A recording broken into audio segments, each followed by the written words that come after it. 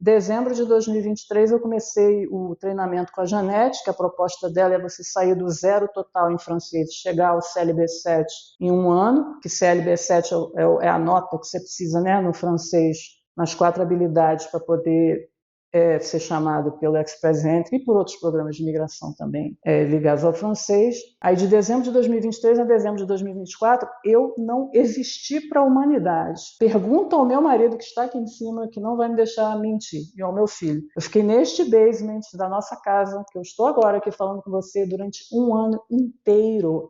Recusava convites para sair dos amigos aqui da comunidade brasileira. As pessoas acharam que eu estava louca. E eu acho que eu meio que dei uma pirada mesmo. Eu trabalhava e virava a chave para o francês e todos os dias, 3, 4 horas por dia, fim de semana mais ainda. Nesse período todo, acho que eu dei uma pausa de uma semana de férias rapidinho com a minha família. Depois eu participei de um processo seletivo para virar full-time no emprego, que me consumiu um pouco. Dei uma parada de um mês, mas no mais foi assim, bastante intenso. Eu fazia tudo que a professora Janete mandava e mais um pouco. E aí, ao final desse período, eu falei, vou fazer a prova de francês. Preciso de 4 CLBs 7. Fiz. Aí tirei, na prova de leitura, tirei CLB 11. Eu não sabia nada de francês.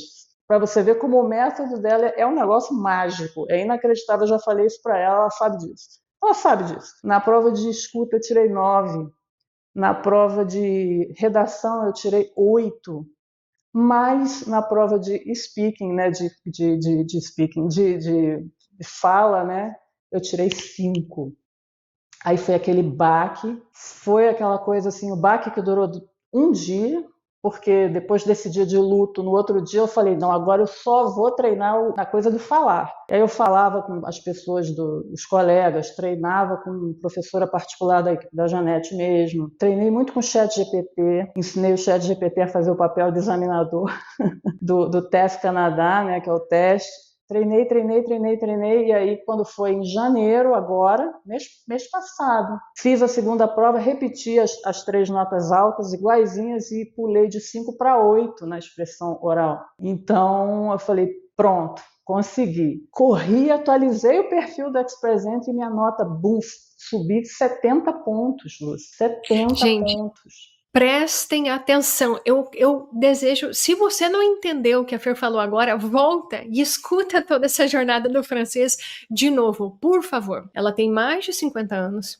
ela já mora aqui no Canadá, ela fez a jornada do college, olha a nota dela do inglês, está trabalhando no NOC. E mesmo assim, se não fosse o francês, a nota dela não seria o suficiente para ela conseguir a residência permanente, conseguir o convite da residência permanente. Ela começou no 0 absoluto do francês. 0 absoluto.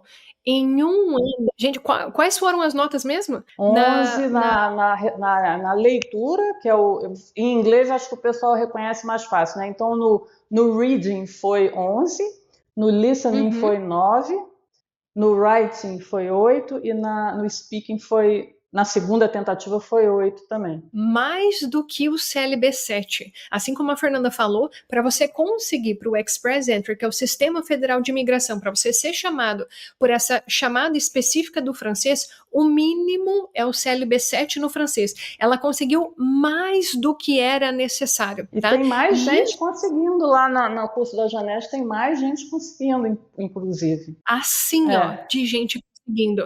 E todas essas pessoas estão se encaixando não apenas nesse programa, nessa chamada específica do Sistema Federal de Imigração, mas tem vários outros programas. No caso da Fer, por exemplo, se não fosse a chamada federal, por exemplo, ela poderia ir pelo Provincial de Ontário. Sim. Que o Provincial de Ontário também tem uma chamada específica para o francês. Tem outros programas também que acabam auxiliando quem é falante da língua francesa, que consegue no mínimo o CLB7. Então, veja, antes a Fernanda estava pensando, como é que eu vou fazer para conseguir a minha residência permanente? Mais de 50 anos, vamos lembrar disso.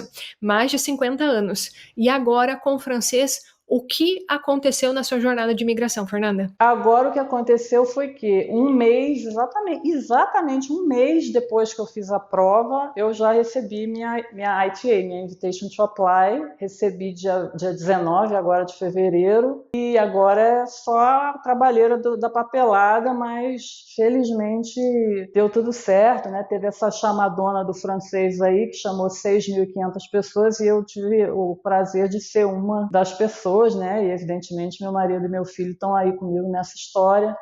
Então, no fim de tudo, deu tudo certo.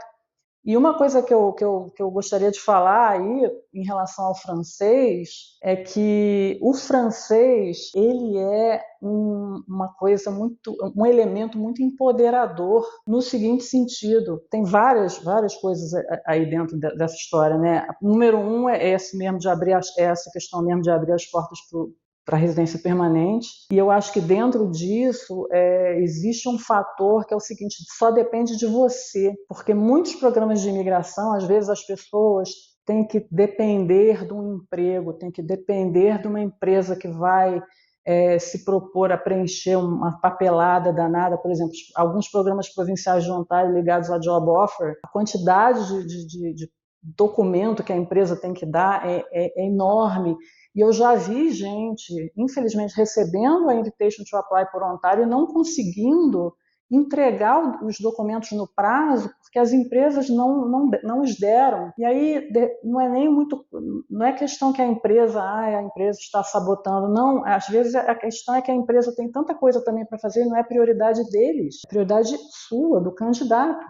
Então você que tem que correr atrás. Aí eu pensei desde o início, eu acho que o francês vai ser o ideal, porque assim eu não vou depender de nada, eu vou depender só de mim, de eu estudar, de eu conseguir a nota e de eu receber o convite. Enfim, e por isso que eu acho que o francês é um elemento assim, que te dá muita autonomia, né?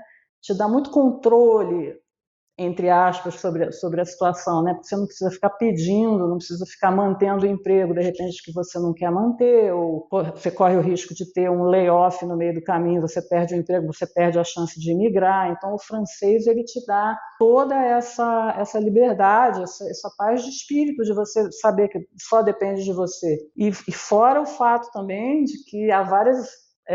aí para além da residência permanente, eu acho que tem várias oportunidades de emprego também que você pode concorrer tendo o francês, e aí você tem um diferencial aí competitivo grande, né, tendo o francês além do inglês. Se você tiver as duas, então é ótimo. E fora o fato que o francês é uma língua incrível, maravilhosa, e no meio do caminho eu acabei me apaixonando pelo francês, e é incrível, e é emocionante até você ser capaz de ler as coisas em francês. Tem muita placa bilíngue aqui no Canadá.